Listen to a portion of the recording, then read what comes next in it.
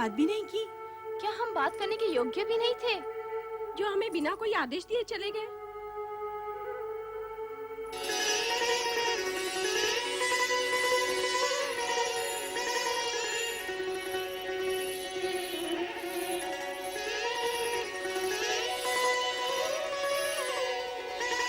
ये क्या प्रिय, मिलन की इस बेला में जब चंद्र रोहिणी को अपने शीर्ष पर सजाने का इच्छुक है, तो रोहिणी उससे छिटक रही है।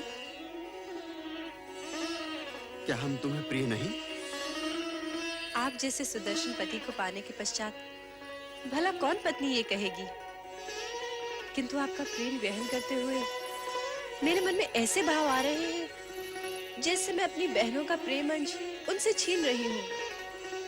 प्रिय, पत्नी होना एक धर्म है, प्रेमिका एक भाव। तुम्हारी बहनें मेरी पत्नी अवश्य हैं, परंतु मैं प्रेम केवल तुम्ही से करता हूं। कि रात्रि की बेला बातों में व्यर्थ गंवाने के लिए नहीं है प्रिय। चलो विहार करें। अभी आपने कहा कि पत्नी होना एक धर्म है, इसी प्रकार पति होना भी एक धर्म है।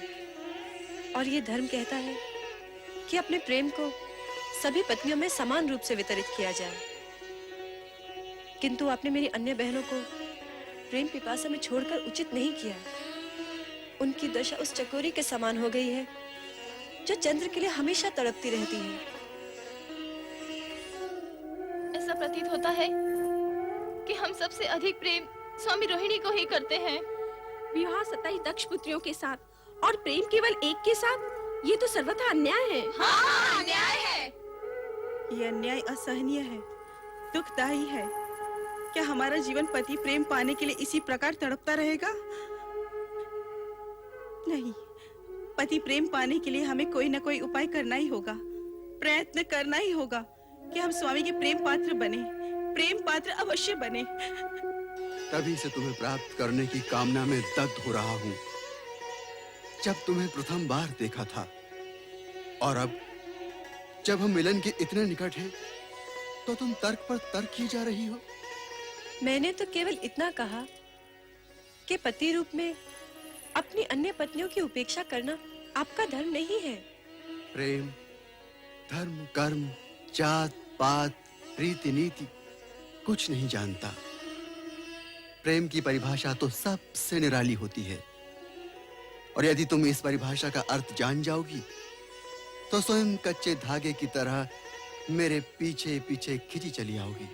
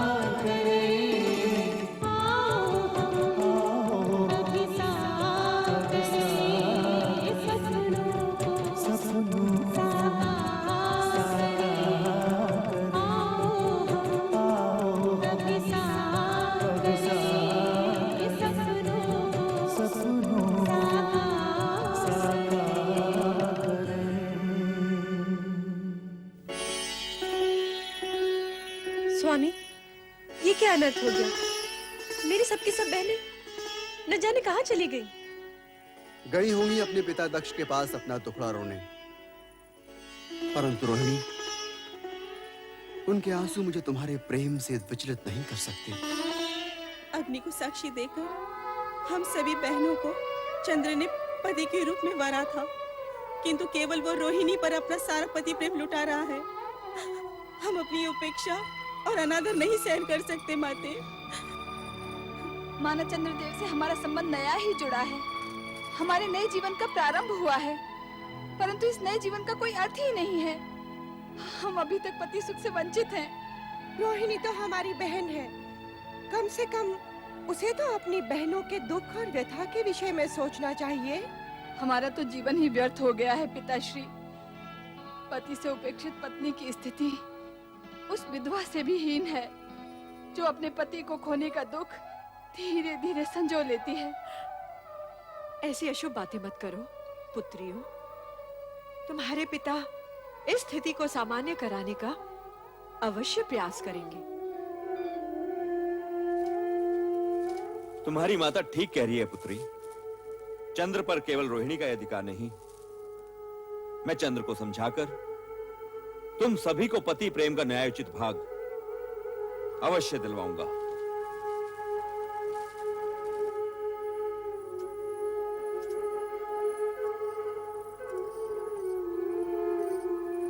धर्म पत्नी होने का यह तात्पर्य नहीं कि मांग में पति के नाम का सिंदूर सजाए हुए सारा जीवन पति के प्रेम को तरसते हुए ही बिता दिया जाए।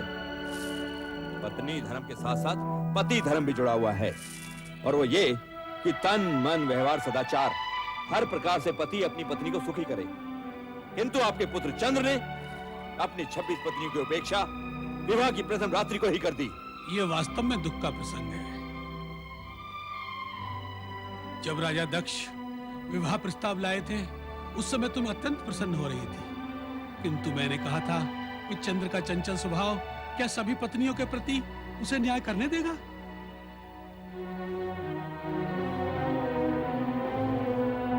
मन में ऐसी संशय के रहते हुए मैं तनिक असमंजस में था, किंतु आपके आग्रहपूर्ण प्रस्ताव और अनुसुईया की प्रसन्नता को देखते हुए मैंने आपका विवाह प्रस्ताव स्वीकार कर लिया था। मैं चंद्र को बुलाता हूं। चंद्र आगच्छ, आगच्छ, आगच्छ।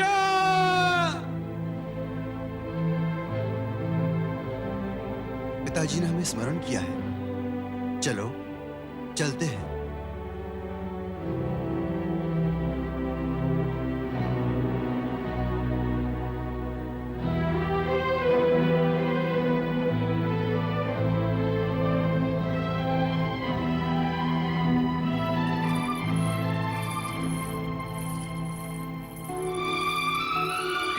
प्रणाम।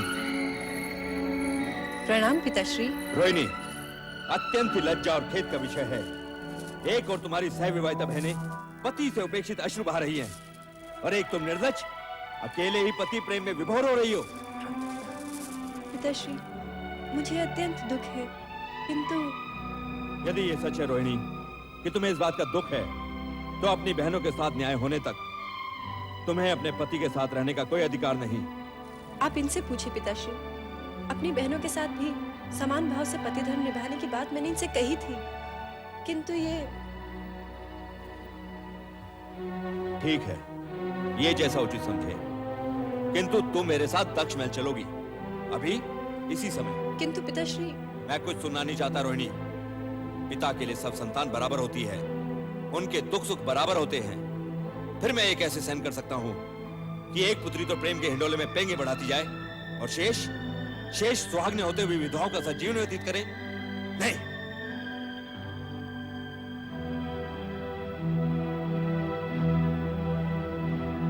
देवी अनुसुईया, ऋषिवर, आप मुझे रोहिणी को अपने साथ ले जाने की अनुमति दें। आपने जो सोचा वही उचित है।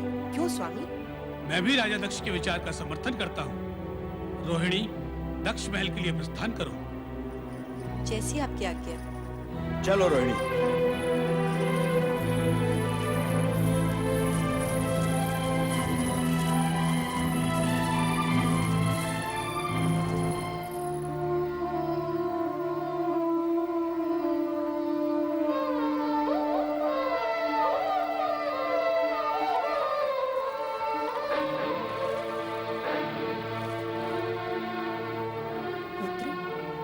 यदि रोहिणी पर तुम्हारा ऐसा उत्कट प्रेम था तो तुम्हारा मात्र उसी से विवाह करना उचित था। किंतु अब जब तुम्हारी 27 पत्नियां हैं तो तुम्हें सभी को अपने प्रेम का दान देना होगा। प्रेम तो हृदय से उत्पन्न होता है और मेरे हृदय पर तो मेरा अधिकार ही नहीं रहा। वो तो तभी रोहिणी का हो गया था जब मैंने उसे प्रथम बार देखा था, और अब तो मेरे हृदय और मेरी आंखों में केवल रोहिणी की ही छवि है। रोहिणी से मेरा मिलन शीघ्र ही करा दीजिए, हे शिव शंकर। अश्विनी, फाल्गुनी, उत्तरा, रोहिणी, चंद्र ने तुम लोगों के साथ जो कुछ किया है उसका प्रायश्चित अब ये रोहिणी करेगी। रोहिणी, हम इसे चंद्र से दूर ले आए हैं।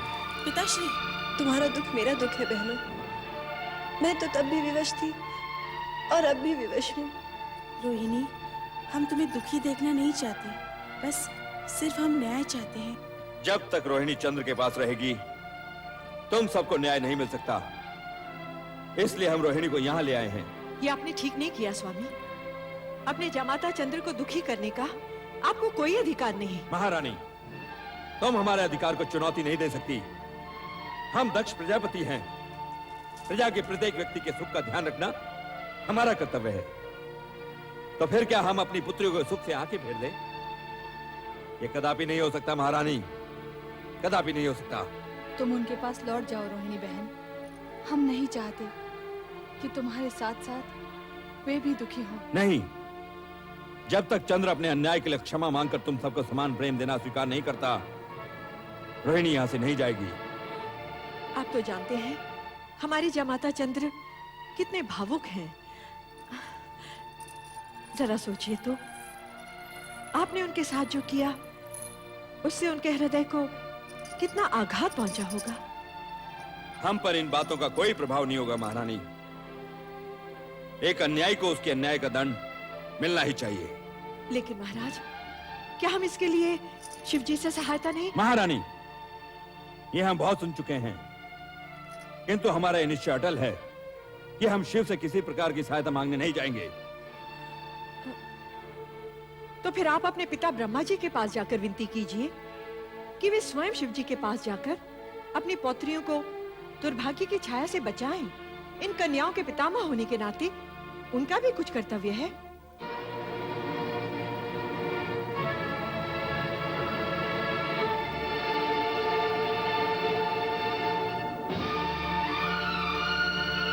ठीक है महारानी, तुम्हारी इस बात पर हम अवश्य विचार करेंगे।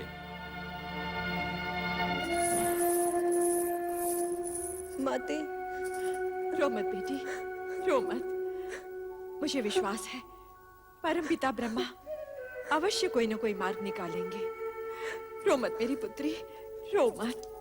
ओम नमः शिवाय। ओम नमः शिवाय। परमपिता, आंखें खोलिए, हम आपसे कुछ कहने आए हैं। आओ पुत्रदक्ष, तो हम क्या बात है? मुझे आश्चर्य हो रहा है परमपिता, सृष्टि के रचनाकार होते हुए भी आपको शिव की आराधना करने की आवश्यकता हुई। इसमें आश्चर्य कैसा पुत्रदक्ष? शिव महादेव देवों के देव हैं, उनकी आराधना करना तो संसार के प्राणी मात्र का कर्तव्य है। ये उपदेश आप मुझे नहीं किसी और को दीजिए परमपिता। मैं आपके शिव शंकर के स्वरूप से भली भांति परिचित हूँ। हम इस विषय में विवाद के इच्छुक नहीं हैं। बताओ, तुम्हारे आने का प्रयोजन क्या है? मैं देख रहा हूँ परमपिता, शिव से संबंधित हर व्यक्ति हमारे लिए बाधा उत्पन्न कर रहा है, हमारी शांति भंग कर रहा है। हम समझे नहीं, तुम किस व्यक्ति की बात कर रहे हो? अपने जामाता अत्रि अनुसुईया के पुत्र चंद्र की, जो शिव के अति प्रिय हैं। क्या किया है चंद्र? चंद्र ने हमारी कन्याओं के साथ छल किया है परमपिता, उन्हें दुख पहुंचा है। इस बात की जानकारी हमें है। अपनी नक्षत्र कन्याओं का चंद्र से विवाह करने से पहले तुमने हमसे तो परामर्श नहीं लिया। हमें पता था कि चंद्र रोहिणी के समान किसी अन्य से प्रेम नहीं कर सकता। यही विधि का विधान है। परमपिता, विधि का विधान तो ये भी था कि हमारी 27 की 27 कन्याएं चंद्र की पत्नियां बने, और उसी के अनुसार हमने सभी कन्याएं चंद्र को सौंप दी। अब जो हो चुका है उसे परिवर्तित नहीं किया जा सकता। तुम बोलो, तुम्हारी क्या इच्छा है? परमपिता, हम चाहते हैं कि आप हमारी कन्याओं को अर्थात अपनी पोत्रियों को सुखी करने का कोई मार्ग निकालें। अपने आराध्य शिव से कहकर चंद्र को समझाएं कि वो अपनी सभी पत्नियों को समान रूप से प्रेम करे। ये हमारे वश में नहीं है वत्स। किसी के मन की भावनाओं को बलपूर्वक परिवर्तित करना न हमेश है न भगवान शिव को। भलाई इसी में है कि तुम अपनी सभी कन्याओं को चंद्र के पास भेज दो। चंद्र को अपने कर्तव्य का ज्ञान होगा तो सब कुछ सामान्य हो जाएगा। हम दक्ष प्रजापति हैं परमपिता। एक बार जो कन्याएं पति गृह से लौट आई हैं, उन्हें बिना इच्छा पुनः भेजना और चंद्र से दया की भीख मांगना हम कदापि स्वीकार नहीं करेंगे। चंद्र को हमारे आदेश के आगे झुकना ही पड़ेगा, झुकना ही पड़ेगा परमपिता। ऐसा सोचकर तुम अनर्थ को आमंत्रण दे रहे हो दक्ष। हम तुम्हें सावधान करते हैं, तुम चंद्र पर बलपूर्वक अपना अधिकार थोपने की चेष्टा मत करना। भगवान शिव तुम्हारा कल्याण करें। ओम नमः शिवाय।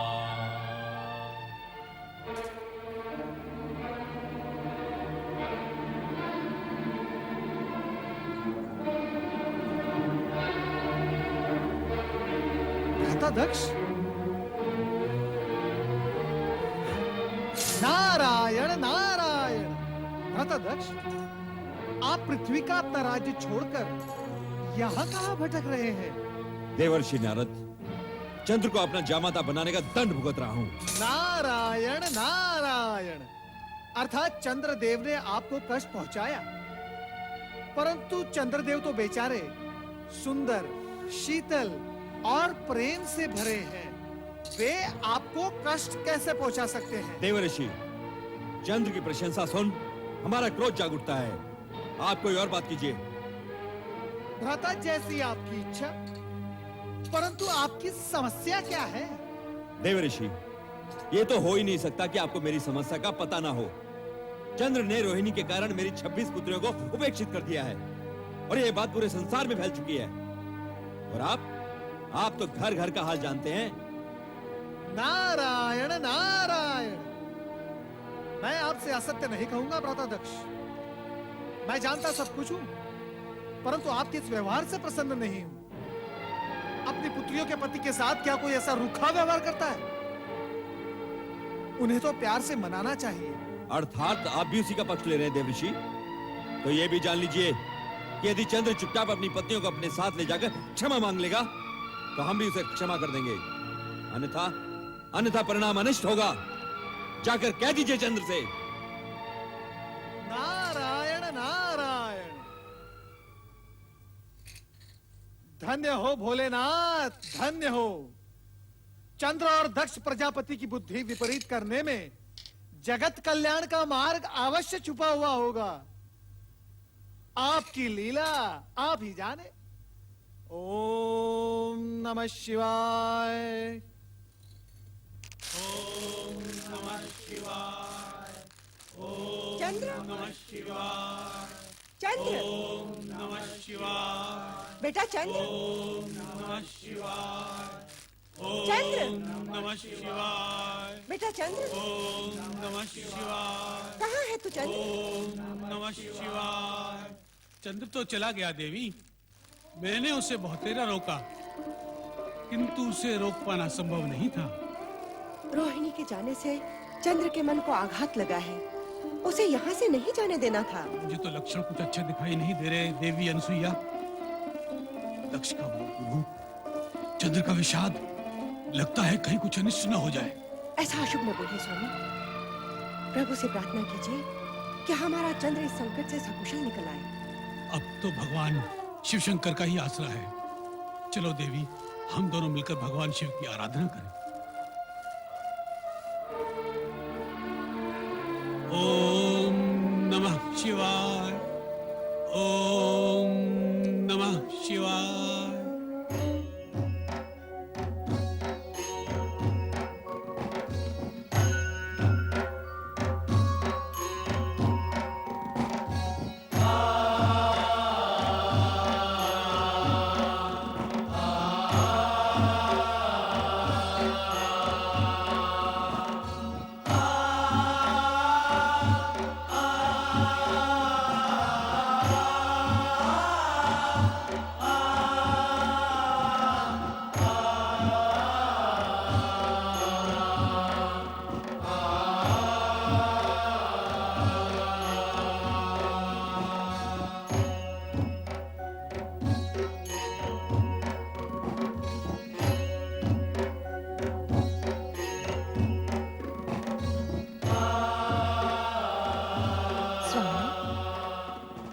स्वामी, मैंने कहा बाकी खोल भी दीजिए। नारायण नारायण।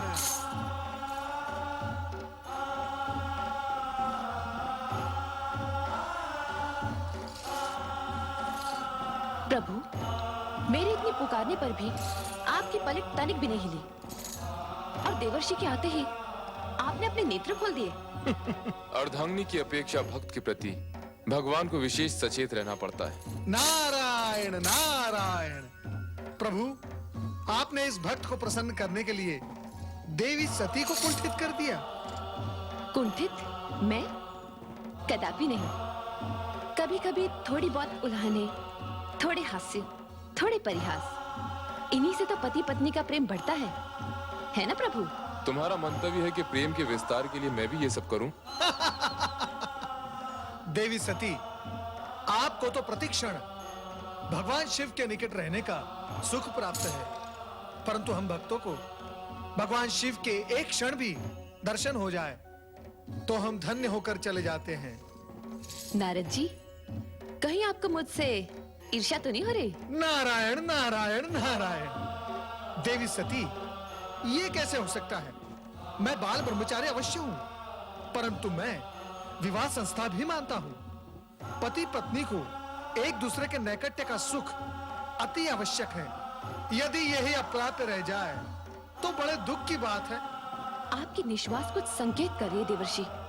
स्पष्ट कहिए, आपके कहने का तात्पर्य क्या है? यही कि आपकी बहन रोहिणी और उनके पति चंद्र का एक दूसरे के प्रति अति प्रेम और नैकट्य सुख आपकी अन्य बहनों के लिए दुख का कारण बन गया है। देवी सती, आपके माता पिता भी अत्यधिक चिंतित है। हे भगवान शिव शंकर, देवी सती की बहनों के कष्ट के निवारण हेतु कुछ तो उपाय कीजिए। किसी को सुख तो किसी को दुख, ये उचित नहीं प्रभु। प्रभु, आप बोलते क्यों नहीं? इतना तो बताइए कि सुख दुख मिश्रित कथा का अंतिम चरण क्या है? सुख और दुख दोनों ही जीवन में कन्या के लिए उसी प्रकार आवश्यक हैं जैसे स्वाद के लिए नमक और शर्करा। जिस कथा की चर्चा तुम कर रहे हो उसे तनिक आगे तो बढ़ने दो और उसका अंतिम चरण आने तक प्रतीक्षा करो।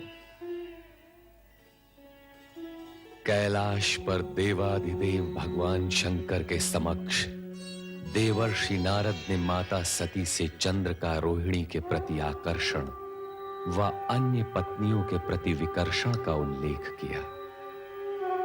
माता सती बहनों की चिंता में निमग्न हो गईं। उधर अर्धरात्रि में रोहिणी अपनी शैया पर बैठी चंद्र की स्मृति में व्याकुल है। ये मुझे क्या हो गया है प्रभु? क्या मेरा जीवन उद्देश्यहीन हो गया है? क्या चंद्र मुझे कभी प्राप्त नहीं होगा? क्या चंद्र मेरी सुध ही नहीं लेगा? मुझे स्वयं नहीं ज्ञात कि मैं कैसी विपदा में आन पड़ी हूँ। हे परमेश्वर, मेरा जीवन क्या निरर्थक है? नहीं नहीं, मेरा जीवन निरर्थक नहीं हो सकता। मैं इस जीवन को ऐसे ही व्यतीत नहीं करूंगी। मुझे अपने जीवन के बारे में सोचना होगा मुझे। मैं अपने चंद्र के बिना नहीं जी पाऊंगी, नहीं जी पाऊंगी, मैं नहीं जी पाऊंगी।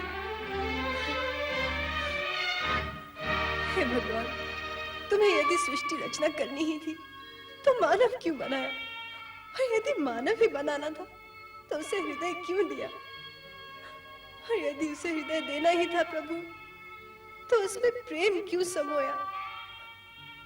ये मेरी सोच से परे है प्रभु। मैं आज तक इसका कारण नहीं जान पाई। मुझ पर कृपा करो प्रभु। मेरे चंद्र से मुझे शीघ्र मिला दो प्रभु।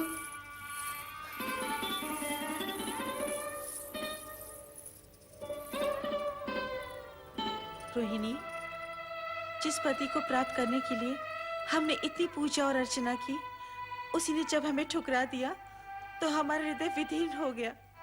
ये भी सत्य है कि तीर खाए पंछी की तरह छटपटाते हुए जब हमने पिता के समक्ष कहा कि चंद्र रोहिणी के कारण हमें उपेक्षित कर रहा है, तो हमें ठीक नहीं लगा।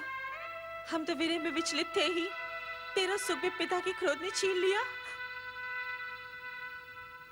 जो कुछ भी हुआ अश्विनी बहन, ठीक ही हुआ। यदि हम सब बहनें बचपन से सुख में भागीदार रही हैं, तो दुख में भी हमारा समान भाग होना चाहिए। मैं सत्य कहती हूँ बहनों, स्वामी के पास होते हुए भी मैं हर क्षण यही सोचा करती थी कि तुम लोगों के साथ घोर अन्याय हो रहा है। अश्विनी, हम बहनें तो हैं, किंतु उससे पहले हम नारी हैं। और यदि नारी ही नारी की पीड़ा नहीं समझेगी, तो फिर कौन समझेगा? हो सके तो मुझ पर विश्वास करो और मुझे स्वयं से अलग मत समझो। बस करो रोहिणी, अब इस तरह से अपने मन को और मत दुखाओ। होगा वही जो भगवान को स्वीकार होगा। अब तुम विश्राम करो बहन। हाँ रोहिणी, आओ चले।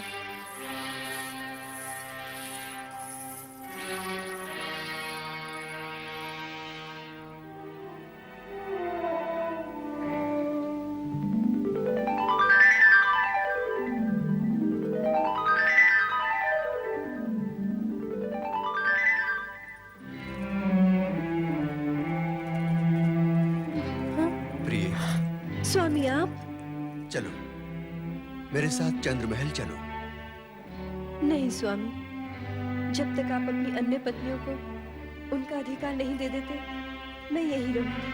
मैं तुमसे प्रेम करता हूँ प्रिय, केवल तुमसे। और तुम्हारे अतिरिक्त ये चंद्र किसी और से प्रेम कर ही नहीं सकता। तो फिर आप मुझे भी भूल जाइए स्वामी। मुझे आपके विरह की अग्नि में जलना स्वीकार है, किंतु अपनी ही बहनों का सुख सौभाग्य छीन लेने वाली नीच स्त्री का कलंक लेकर मैं जीना नहीं चाहती। आप तुरंत यहाँ से चले जाइए स्वामी। तुम्हारे बिना मैं जीवन की कल्पना भी नहीं कर सकता। चंद्र जो दूसरों को शीतलता बांटता फिरता है, आज स्वयं तुम्हारी विरह की अग्नि में दहक रहा है। मैं तुम्हें यहाँ से लेकर ही जाऊंगा रोहिणी। नहीं स्वामी, नहीं नहीं नाथ, नहीं, ऐसा मत कीजिएगा, अनिष्ट हो जाएगा। आप मेरे पिताश्री के क्रोध से अवगत नहीं। यदि उन्होंने आपको यहाँ देख लिया तो न जाने क्या होगा। मुझे छोड़ दीजिए स्वामी, छोड़ दीजिए। चंद्र, तेरी ये उदंडता, नीच पापी, छोड़ दे मेरी पुत्री को। ये मेरी पत्नी है और अब आपका इस पर कोई अधिकार नहीं। पत्नियां तो यहाँ तुम्हारी और भी हैं। ले जाना है तो सभी को ले जाओ। विवाह मात्र शरीर के साथ फेरों से नहीं, मन के वर्ण करने से होता है। और मैंने मात्र आपकी इसी पुत्री को मन से वरा है। चलो रोहिणी। ये हट छोड़ दे चंद्र, नहीं तो मैं तुझे श्राप दे दूंगा। नहीं पिताश्री, ऐसा अनर्थ मत कीजिएगा। तो कह अपने इस पापी पति से तुझे तत्काल छोड़ के यहाँ से चला जाए, नहीं तो मेरे क्रोध की ज्वाला इसे भस्म कर देगी। चंद्र अपनी रोहिणी को लिए बिना यहाँ से नहीं जाएगा। यदि ये तेरी हट है तो सुन, अपने जिस पौरुष और सुदर्शन व्यक्तित्व पर तू फूला फूला फिरता है, उसे क्षय रोग नष्ट कर देगा, नष्ट कर देगा। ये मेरा श्राप है। स्वामी,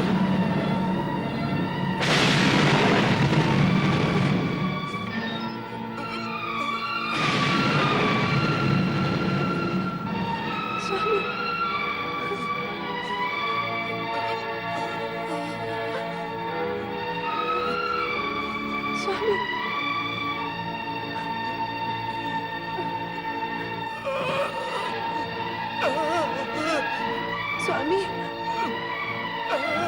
स्वामी, स्वामी, स्वामी, नहीं स्वामी, नहीं स्वामी, आंखें खोलिए स्वामी, स्वामी, नहीं स्वामी, स्वामी, स्वामी,